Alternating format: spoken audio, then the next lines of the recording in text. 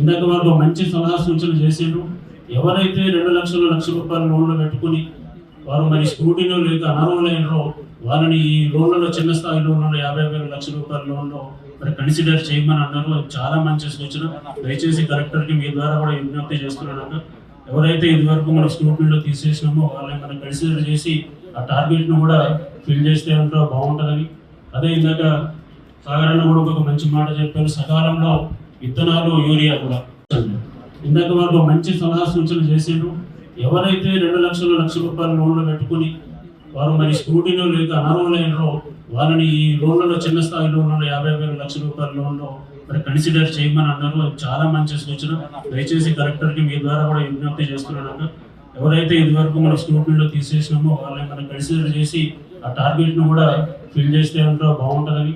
అదే ఇందాక సాగరణ కూడా ఒక మంచి మాట చెప్పారు, సకాలంలో విత్తనాలు యూరియా కూడా. ఈరోజు